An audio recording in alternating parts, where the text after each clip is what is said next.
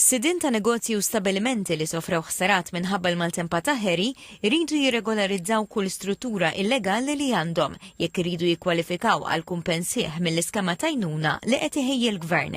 Dan qalu il-Prim Ministru Robert Abela fit-tweġibiet għal mistoqsijiet tal-ġurnalisti fl-isfond ta' tħassib espress fl-aħħar jiem mill-Kamra tal-Kummerċ dwar kummenti li għadda l-Prim Ministru fuq il-possibilità li negozji li operaw minn strutturi illegali ikunu eliġibbli għall-għajnuna. Il-Kamra appellat lill-Gvern biex jeskludi minn dan il-fond negozji li operaw bil-legalitajiet u sostniet li l-fondi pubbliċi għandhom jappoġġjaw biss operaturi li jimxu mal-liġi. Fit-tweġiba tiegħu Dr. Abela qal li l-iskema tinsab fl-aħħar stadji biex tiġi finalizzata mill-Malta Enterprise.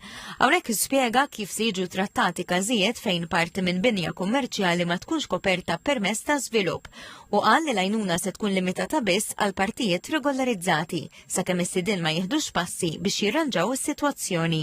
Fuq dik il-parti li m'hemmx permess ma jkunx jista' jieħu kumpens sakemm fi żmien sena ma japplikax mal-awtoritajiet regolatorji u jirregolarizza dik il-parti tal-iżvilupp. Jekk sa żmien sena ma jirregolarizzax allura l-kumpens ikun limitat għal dik il-parti illi hija koperta permezz ta' żvilupp. Il-Prim Ministru indirizza wkoll it-tħassib ta' negozji li staqsew jekk dawk li għandhom polza tal-assigurazzjoni jistgħux jiġu preġudikati meta mqabbla oħrajn li m'għandhomx. Spjega li l-iskema se tkun ibbażata fuq limiti ċari biex tiġi żgurata ġustizzja għal kulħadd. L-iskema kif se tkun qed toħroġ se jkollha ammont massimu li wieħed jista' jirċievi ta' ħsarat li huwa 20,000 euro. Ġifieri għandek dak il-capping li bl-assikurazzjoni normalment ma jkollokx. U għandek ukoll capping ta' 60% tal-ispiża.